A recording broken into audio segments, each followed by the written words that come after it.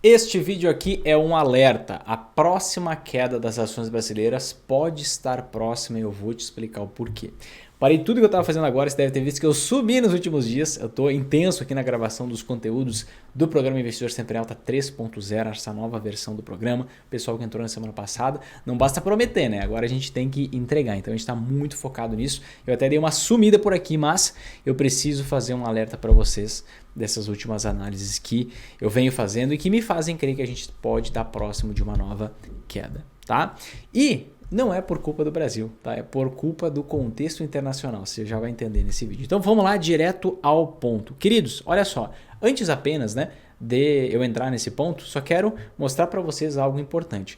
Dia 11 de julho eu fiz um vídeo onde eu mostrava uma análise muito importante. Nessa análise do dia 11 de julho, eu vou deixar o link aqui na descrição se você não assistiu esse vídeo, eu falava, né, mostrava um estudo que eu fiz nos últimos 50 anos em que a gente percebe que nos momentos de queda no juro americano, início da queda no juro americano, em todos os períodos da história, exceto em 85, por conta do Acordo de Plaza, um momento muito específico, a gente teve a queda nas ações americanas e os REITs eles se comportavam de uma forma muito melhor que as ações.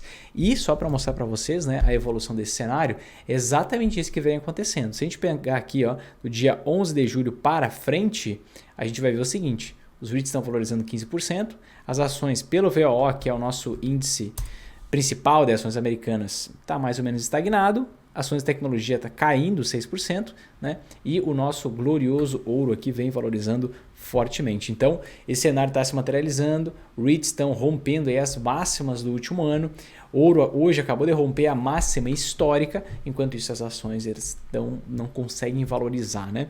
Se a gente ignorar aqui esses outros ativos e olhar só para as ações americanas, a gente vê que elas subiram e aqui, ó, no dia ali, no fim de julho, cederam, voltaram a subir, não conseguiram romper a máxima, voltou a cair, agora volta um pouco a subir, mas está perdendo fôlego, está perdendo força. E por que isso está acontecendo?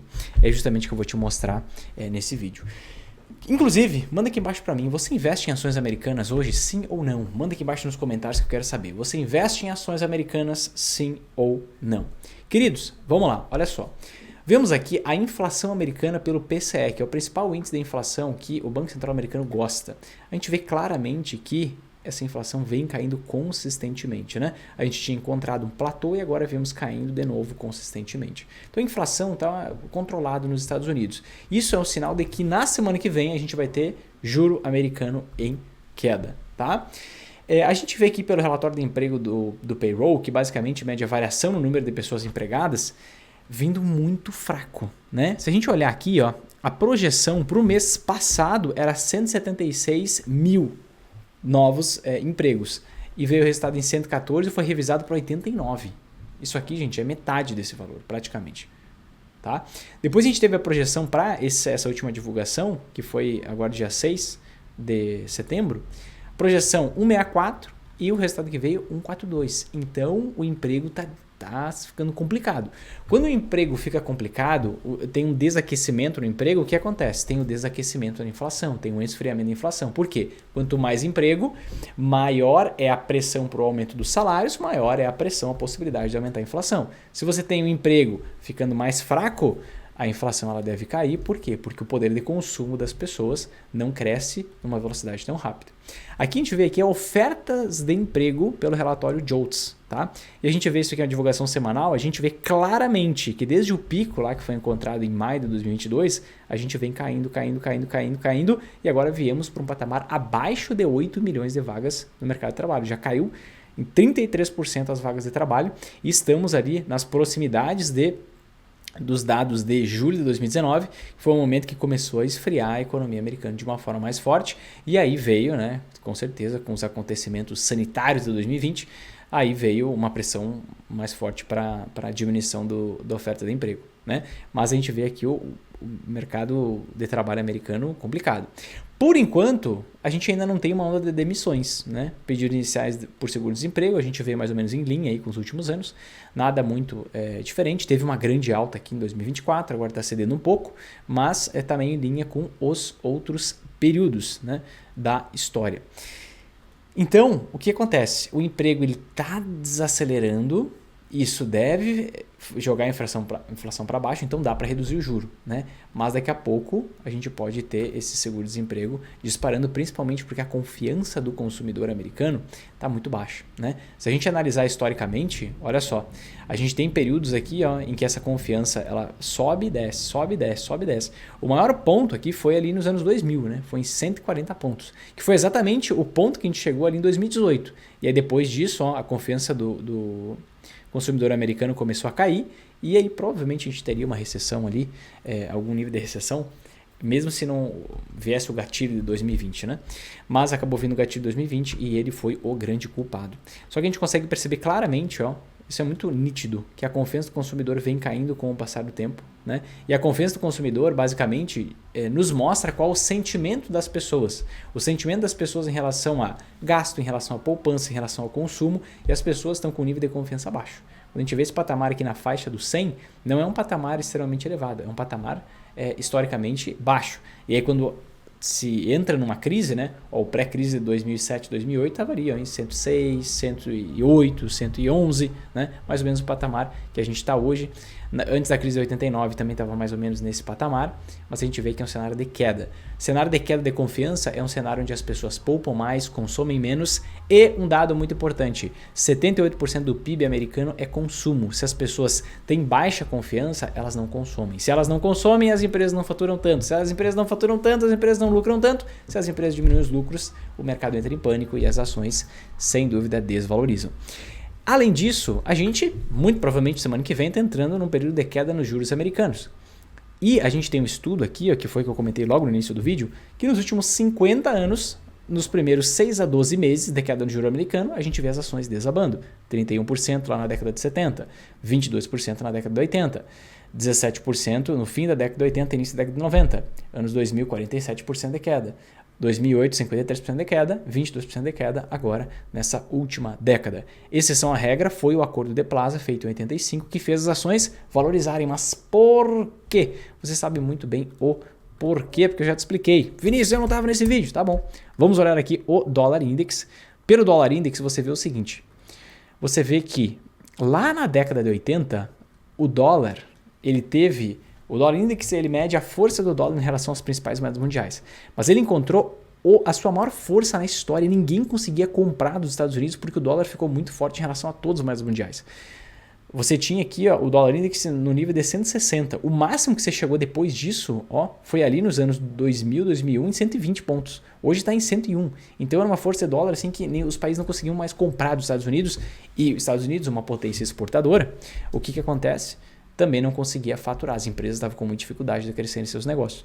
Então, foi feito um acordão global para desvalorizar o dólar em relação às principais moedas mundiais, que foi o que aconteceu logo na sequência, e isso permitiu, né, justamente que as empresas do mundo inteiro, os países do mundo inteiro conseguissem comprar das empresas americanas. Com isso, cresceu o faturamento, cresceu o lucro e assim por diante. Então, a grande exceção à regra por conta de um grande acordo global chamado Acordo de Plaza. Em todos os períodos, a gente viu queda nas ações americanas. Vinícius, mas por que você está me mostrando dados? Olha só, você está maluco, Vinícius. O que você bebeu? Você está me mostrando dados da economia americana, você está me dizendo que o juro americano vai cair, que as ações americanas vão cair, e você me comentou que a próxima queda das ações brasileiras pode estar chegando. Exatamente. Por quê? Tem um pessoal aí que eu não sei o que eles andam consumindo, que eles dizem o seguinte: o Brasil vai destoar dos Estados Unidos. Invista nas ações brasileiras, não invista na bolsa americana. Como se as ações americanas fossem cair, as brasileiras não. E é por isso que eu vim te mostrar uma coisa aqui que pouca gente deixa isso claro. Olha só na minha tela agora. Você está vendo aqui, numa escala logarítmica, as ações no Brasil pelo índice Bovespa na cor azul e as ações americanas pelo índice S&P 500 na cor laranja. O que você percebe? Ações americanas valorizando, ações brasileiras valorizando. Ações americanas desvalorizando, ações brasileiras desvalorizando. Ações americanas valorizando, mesmo período, ações brasileiras valorizando. Americanos caiu, brasileiro caiu. Ações americanas valorizando, ações brasileiras valorizando. Aqui no meio do caminho a gente conseguiu encontrar a maior crise da história republicana do Brasil, né? Então foi uma incompetência interna, aí só caiu por aqui, não caiu por lá. Ações americanas desvalorizando, brasileiros desvalorizando. Ações americanas valorizando, brasileiros valorizando. Ações americanas desvalorizando, brasileiras desvalorizando. e assim por diante. O que eu quis te mostrar aqui? A altíssima correlação entre o comportamento das ações americanas e o comportamento das ações brasileiras. No Brasil, a gente é ótimo em criar crises internas, né? Então você pode ver aqui, ó, nesse período aqui as ações americanas estavam valorizando, mas a nossa estava desvalorizando. Aqui ações americanas valorizando e a nossa desvalorizando. Aqui americanas valorizando e as nossas desvalorizando. Então a gente soma mais quedas, né, do que as ações americanas por incompetência interna. Mas o que é relevante? Em todos os momentos de queda nas ações americanas, a gente vê queda nas ações brasileiras. Logo, o Brasil não é uma ilha. Logo, se nós tivermos recessão americana, se nós tivermos queda nas ações americanas, como a história nos mostra que é o normal acontecer em períodos de início de queda no juro americano, e não é porque o juro está caindo que as ações americanas caem, é por conta de dados fracos do mercado de trabalho, é por conta de inflação que acaba cedendo mais, né? A gente já está em inflação em 2,5%. Derrubando o juro americano agora, essa queda no juro impacta a economia daqui 6 a 12 meses. Não impacta momentaneamente, instantaneamente. Né? Demora para gerar impacto. Então essa inflação ela deve ceder ainda mais, exceto se tiver alguns fatores externos, tipo conflito armado e tudo mais que pode elevar. Mas deve ceder ainda mais e inclusive isso é um cenário bem negativo. Se a gente tiver desemprego, meu pai amado. Aí se instala uma aversão a risco global, ações americanas caem, e é por isso que, quando as ações americanas caem, geralmente a gente está num nível de aversão a risco global. 55% de todo o dinheiro investido em ações brasileiras é de investidores estrangeiros. Então, eles ficam temerosos com a economia mundial. Porque se nos Estados Unidos, os Estados Unidos está tendo uma gripe, no Brasil tem uma pneumonia. Acontece que o mundo ele é todo interligado. Então você tem essa aversão a risco aumentando, os grandes investidores eles tirando recursos de países subdesenvolvidos, principalmente dos mercados acionários, para colocar ali num título público americano para ver o que vai acontecer, até onde vai essa recessão, se vai surgir oportunidade, se não vai, e depois eles realocam. Então não se surpreenda se você vê queda nas ações brasileiras em breve. Esse mesmo comportamento que a gente está vendo aqui, de cansaço na valorização das ações americanas, a gente consegue perceber nas ações brasileiras também. Né? A gente viu que a gente rompeu o nosso topo histórico nominal. Tá? Nosso topo histórico nominal, deixa eu mostrar, vou colocar aqui na tela para você ver, mas a gente não está conseguindo avançar, a gente não está conseguindo romper no curto prazo. No curto prazo, tá? A gente foi lá, voltou, tentou de novo, voltou, aí estamos nessa lenga-lenga. Por quê? Não há um trigger para isso. Ah, Vinícius, mas pouco tempo atrás você publicou um vídeo dizendo o índice Bovespa a 150 mil pontos. Eu de fato acredito, mas eu acredito que primeiro a gente vai ter um choque. Se a gente tiver uma queda nas ações americanas, vai ter uma queda aqui, vai abrir uma oportunidade ainda maior que existe hoje, tá? E aí depois a gente deve romper novamente o topo histórico nominal.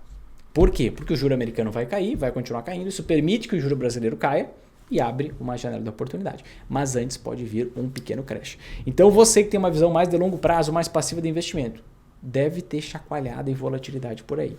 Você que não tem anti-ações, cuidado, tenha anti-ações, tá? Porque no cenário de recessão americana, por mais contra-intuitivo que pareça, o dólar dispara. O dólar valoriza muito, por mais que a recessão seja nos Estados Unidos, que basicamente são o berço do próprio dólar. Então você ter um pouquinho aí de dólar, ter um pouquinho aí de ativos exterior, ter um pouquinho de anti-ações sempre é uma boa pedida, tá? E cuida bem se você não está muito emocionado e com uma exposição muito alta em ações, senão o buraco pode ser mais embaixo. Tanto ações brasileiras quanto ações americanas.